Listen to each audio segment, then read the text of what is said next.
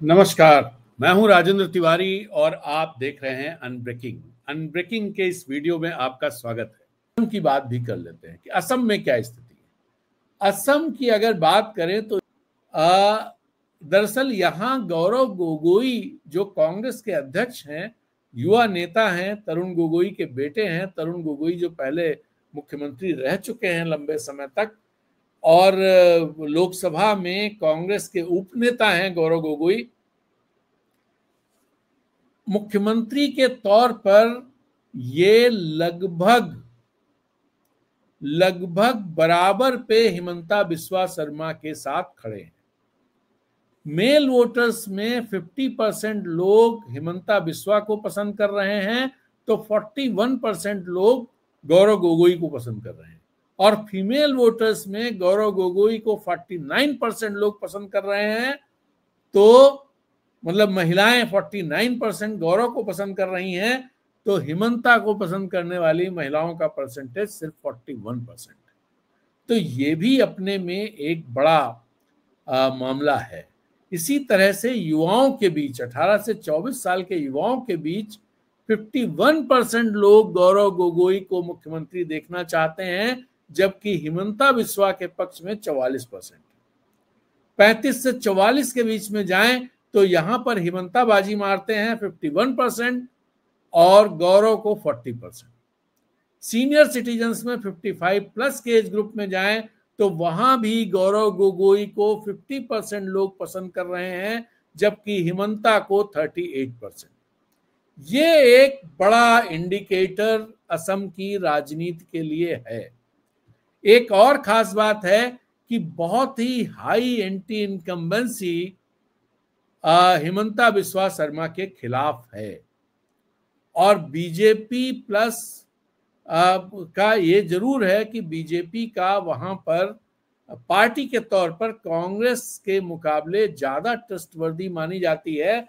But chief minister की race की जब बात करते हैं तो Gaurav Gogoi neck to neck खड़े दिखाई देते हैं, और अभी चुनाव में 1.5 साल है, करीब 1 साल से ज्यादा है। तो ऐसे में आने वाले दिनों में किस डायरेक्शन में चीजें जाएंगी ये कह पाना थोड़ा दरअसल भारतीय जनता पार्टी के लिए पॉजिटिव चीजें तो बिल्कुल नहीं है। एंटी इनकम्बेंसी की बात करें तो 50.5% लोग दे show very high anti incumbency against Himanta Biswa Sharma. तो ये भी एक बड़ा, और एमएलए लेवल पर बात करें तो जो 75% लोग जो हैं अपने एमएलए से खुश नहीं हैं। 40% लोग ये मानते हैं कि उनका जो मौजूदा एमएलए है पार्टी उसे चेंज कर दे तभी उसको फायदा हो सकता है, और 35% लोग ये मान रहे हैं कि अगर एमएलए नहीं चेंज किए गए तो फिर बहुत तेजी से सीटें स्विंग कर जाएंगी, और 20% लोग ही सिर्फ ऐसे हैं जो अपने एमएलए से खुश हैं। तो और पार्टी ट्रस्ट और सीएम प्रेफरेंस, जैसा मैंने आपको बताया कि हिमंता बिस्वा शर्मा 45.6%, गौरव गोगोई 44.8% लोग पसंद कर रहे हैं। और बीजेपी अलायंस और पार्टी की बात करें कि कांग्रेस वर्सेस बीजेपी, यहां पर डिफरेंस सिग्निफिकेंट है। जहां बीजेपी को फेवर करने वाले लोग, ट्रस्ट करने वाले लोगों की संख्या 49.8% है, वहीं कांग्रेस को ट्रस्ट करने वाले लोगों की संख्या 39.3% है। यही एक ऐसा है जहां पर डिफरेंस खासा ज्यादा दिखाई देता है। तो अब इसके साथ अगर इन चीजों को भी जोड़ें, जो प्रधानमंत्री मोदी की छवि जिस तरह से दरकी है, जो इंटरनेशनल उस पर जो होता क्या था, भारतीय जनता पार्टी और प्रधानमंत्री मोदी एक ऑप्टिक्स क्रिएट करते थे। उस ऑप्टिक्स को मीडिया के जरिए, सोशल मीडिया के जरिए, डोमेस्टिक जो पॉलिटिक्स है उसमें प्ले किया जाता था, और एक ऐसा माहौल बनता था जिसमें ये चीज लोग भरोसा करने पे मजबूर हो जाते हैं कि भाई प्रधानमंत्री मोदी की दुनिया में तूती बोल रही है, भारत का डंका बज रहा है और दुनिया के सारे नेता, जैसे उदाहरण के तौर पे आपको बताऊं कि जब G20 की बैठक दिल्ली में 2023 में हो रही थी, उस समय जिस तरह के कटआउट लगाए गए अप्रूवल रेटिंग के, उसमें प्रधानमंत्री मोदी सबसे आगे, उसके पीछे फिर बाइडेन और दूसरे नेताओं की फोटो छोटी छोटी करके लगाई गई। उससे एक मैसेज पूरे देश में गया कि प्रधानमंत्री मोदी दुनिया के सबसे ज्यादा अप्रूवल रेटिंग वाले नेता हैं। ये बात अलग थी कि वो भारत में अप्रूवल रेटिंग की बात है, सबकी अपने अपने देश में, लेकिन मैसेज ये गया कि दुनिया में सबसे ज्यादा लोग पसंद करते हैं प्रधानमंत्री मोदी को। इवन जो बाइडेन और सुनक और जो भी नेता हैं दूसरे दूसरे देशों के, उनके मुकाबले कहीं ज्यादा प्रधानमंत्री मोदी पसंद किए जा रहे हैं।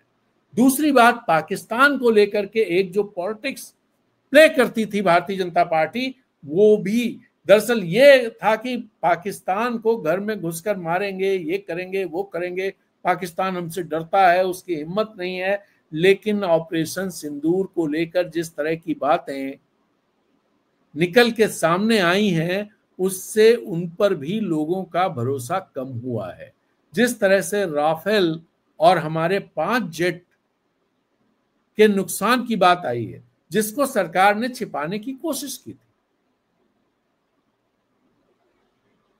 और जिस तरह से दुनिया के किसी प्लेटफॉर्म पर भारत के नैरेटिव के साथ कोई देश खड़ा नहीं दिखाई देता है, चाहे वो SCO हो, चाहे वो G7 हो या दूसरे कोई हो, क्वाड हो, कहीं भी कोई भी पाकिस्तान को जिम्मेदार ठहराने के लिए तैयार नहीं है।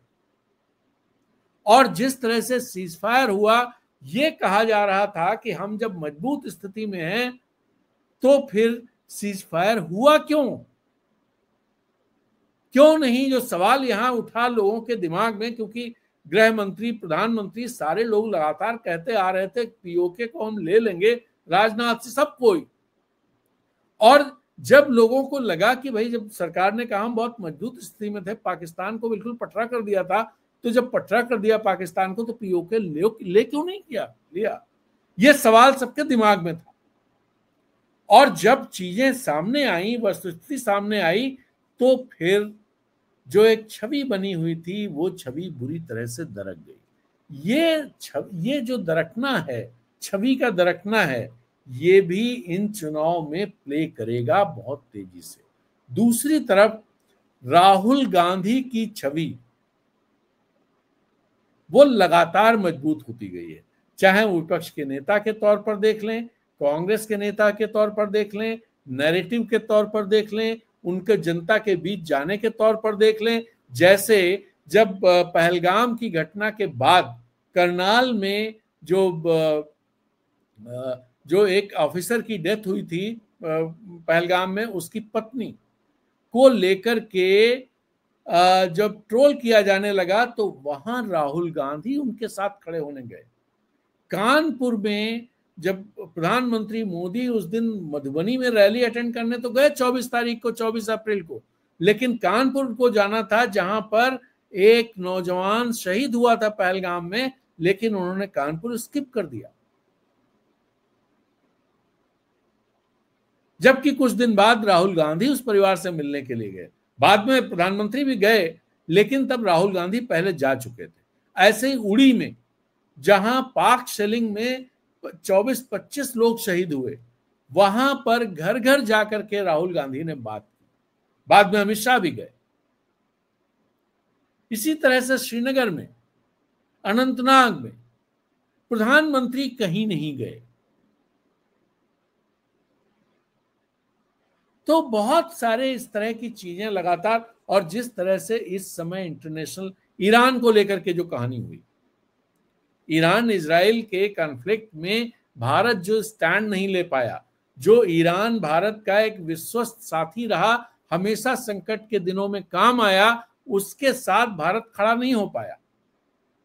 ये फैक्टर्स भी इंपॉर्टेंट रोल प्ले कर रहे हैं प्रधानमंत्री मोदी की छवि को लेकर।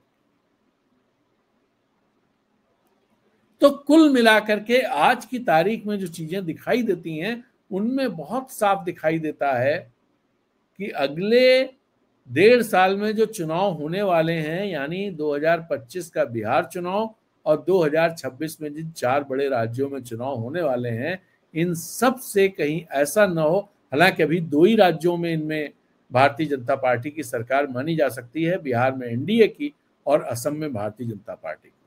कहीं ऐसा तो नहीं, जो इंडिकेशंस दिख रहे हैं, कहीं ऐसा तो नहीं कि 2027 की जब शुरुआत हो और जब हम उत्तर प्रदेश के चुनाव की तरफ बढ़ें, तो गुजरात के चुनाव की तरफ बढ़ें, पंजाब के चुनाव की तरफ बढ़ें, तब तक